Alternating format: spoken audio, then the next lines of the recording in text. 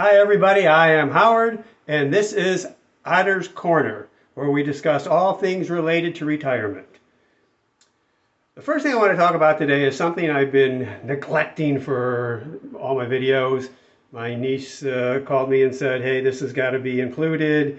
It's not something I'm hip to, but subscribe. I have to ask you to subscribe. Subscribe to my channel. Click the subscribe button. Click the bell so you'll be notified of new videos. And please hit that like thumb. By hitting that and by subscribing and watching my videos, the algorithm within YouTube puts my videos out to more people and suggests them so that more people see them. I'm in this to spread the word. I'm in this to talk about retirement. I'm in this to help educate people coming up to retirement and in retirement. So the more people that see this, the better off it is. So please, please subscribe, like, and watch these videos and comment. I love comments. I'll answer your comments. Let's have discussions. Okay, so today's topic is a topic you've seen on 800 other videos over YouTube, so why am I doing it, huh? Everyone's got to do one. When is the absolute drop dead best time, best age to start your Social Security retirement benefits? The answer is, it depends. I know that's disappointing. There's some generalities we're going to talk about. There's a few specifics we're going to talk about. But the answer for everybody is a little different. And if you're looking for a one-size-fits-all, go to another channel. There are people that will tell you one-size-fits-all. And if they're telling you that, they have no idea what they're talking about. But they will tell you that. First thing I want to talk about is don't confuse the start of Social Security benefits with the age in which you retire. They do not have to be the same. You could be working and at age 62 start your Social Security benefits. You could work for the rest of your life until collect Social Security benefits. Understand that during those first few years until you reach the full retirement age, you will be dinged if you earn over a certain dollar amount, depending upon whether you're married or single. I believe the single amount a little over $20,000, $21,000. Anything you earn over that threshold, for every $2 you earn, $1 will be taken away. You will get that money back later when you hit full retirement age. Your benefit will be recalculated and you'll get it back. But again, you can work and collect Social Security. On the other hand, you could retire and not collect Social Security. And a lot of people strive to do that. I am one of them. I retired last year at the age of 65. I will not start my Social Security benefits until I'm 70. And there's a lot of reasons to do that. There's a lot of reasons not to do that. That's what I'm saying. It's different for everybody. But just understand, those are different things. Retirement and Social Security starting benefits, completely different things. They most often are the same, but they don't have to be. Now, I also want to talk about a lot of comments I see in other YouTube videos and let you know I understand your situation. There are many people who live in poverty collecting Social Security, and that's their only form of income. A lot of the things I talk about today, some of the flexibility you have in collecting or not collecting, when you start or don't start, you don't have. I understand that. You're in retirement, you're under the poverty level or close to it, or you're just struggling because it's not enough money to live on. I get that. I understand that. On the other hand, there's also people who have the flexibility. They're not yet retired. They're thinking, when do I retire? When do I start Social Security? And this is probably a little bit more for them. But if you're already in the predicament of, hey, I don't make enough on Social Security and that's all I've got, use this as a learning tool for people you know. Daughters, sons, nieces, nephews, neighbors, friends. This is something you can help advise people on. Talk about maybe mistakes you made. I'm going to talk about mistakes I've made along the line. We all make them. It's a learning tool for others. Learn from other people's mistakes. Learn from other people's opportunities and the things they do right. So in general, what I'm going to say about when to start is, if possible, you should strive to wait until age 70 to collect your benefits. And no, I'm not a shill for Social Security and the government trying to get you to die off before, they pay you the money and they get to keep it. The truth is the Social Security Administration and the government could not care less about when people start their benefits. As you look at the overall population of people on Social Security and going to be on Social Security, they are totally indifferent. The amount of money they pay out over the whole population of people on benefits will be the same regardless of when they start their benefits. They could look at everybody from 40 to 50 right now and tell you pretty closely how much those people are going to earn as a group over their lifetimes. That's not to say somebody will die at 61 and not get anything, or somebody will live to 100 and make well over $1 million and come out golden. Over the whole group of people, they don't care. It's going to come out the same. And even if it didn't, they don't get to keep the money. The money stays in the Social Security Trust Fund, and it's used to pay out other beneficiaries. There's no advantage to the government or the Social Security Administration of people dying early or not making enough money on Social Security. They don't care. All right? The other thing we need to talk about is life expectancy. And this is something I see not only on some YouTuber videos, but in the comment section of people not really understanding life expectancy. When you're born, according to Social Security Administration, and this is something I'm going to show you here,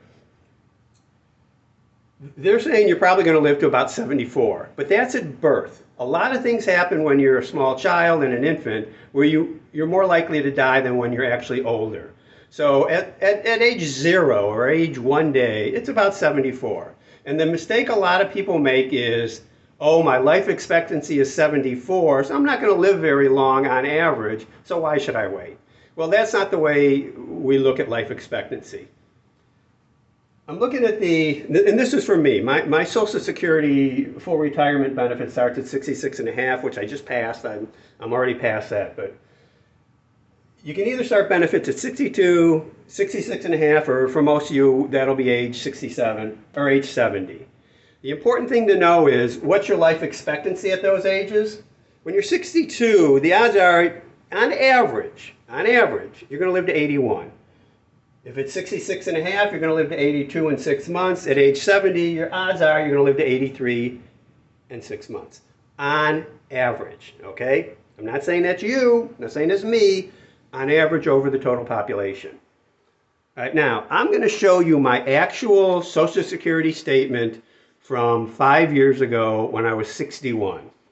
And I hope you can see that. The important thing is, I'm using real dollar amounts, okay? And if you can't see that, I got the numbers right here. When I was 61 5 years ago, the Social Security Administration said to me, hey, Howard, if you earn the same thing you earned over the last year and pay the same Social Security taxes until you're age 62 and you start benefits, you're going to get $18.23 a month. On the other hand, if you earn the same thing until you're 66 and a half and start benefits, you're going to get $26.32 a month. Or if you work all the way to age 70, making that same dollar amount you did last year, you're going to get $3,520 a month. All right, so when we combine that with life expectancy, we can do some break-even analysis. And I'm not going to do the formula. I'm not going to work it out for you. It's rather simple. A lot of places online you can get that information. If you want, put it in the comments. I'll give you the quick formula. It's a little different for each, from age to age, but the way the formula works is basically the same. So my break-even numbers are between taking Social Security at 62 or waiting to 66. By the time I get to 76 and 8 months, I'll have received the exact, within a few dollars, the same amount of money regardless of when I took my benefits. So if I live past 76 years and 8 months, I come out ahead in overall financial gain. Okay? When I'm 62 and I make that decision, my life expectancy is 81. So I'm going to beat that. My break-even age. I'll go past my break-even age. Same thing here. If we look at 62 or 70, my break-even age is 78. If I'm going to live to 81, I'm going to beat that.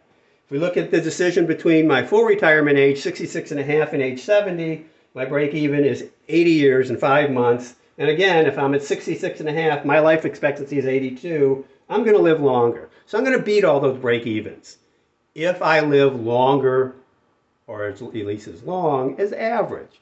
Am I? And that's the decision everyone has to make. If you're in poor health, or if you absolutely have to have the money, go ahead, start at 62, but understand, and Social Security just did a study of this, on average, people who start before age 70 give up about $100,000, a little over $100,000 over their lifetimes. Now, I can understand you're in a very hard job. Maybe you're a woman raising, college-age kids. Maybe you have a disabled kid. Maybe you're disabled. You have a very rough life. It's a very hard job. You have to retire 62 and take your benefit. By all means, go ahead. That doesn't mean for other people, just because you can collect money when you're 62, you should start and do it. Think about this. Think about how long you're going to live, how much you're going to make, and what's your break-even point. For me personally, waiting until age 70, I'm able to live on some of my savings and manage my taxes. Two things you want to do in this decision is optimize your income over your life and reduce or minimize your taxes over the rest of your life.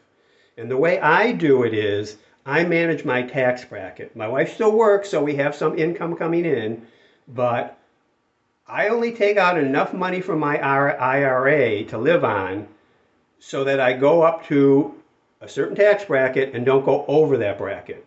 Now that does two things. It manages my taxes to a lower amount, and it helps reduce my IRA balance so that when I hit age 72 and I have to take required minimum distributions, it's a lesser amount, and it helps me, again, manage taxes. Plus, I'll have to pay tax on my Social Security benefit, as will many of us. So again, it's a thought process. It's not, hey, take it at 62. Hey, take it at 70. Hey, take it at full retirement age. Don't give me the comment of, hey, I'm taking it. Social Security's not going to be around. Social Security will be around. We might be looking at smaller benefits if they don't save the trust fund in 10 years, but I think they will. So have a thoughtful process, ask questions, and again, subscribe, like my videos, and comment. And until next time, this is Otter's Corner. I'll see you again.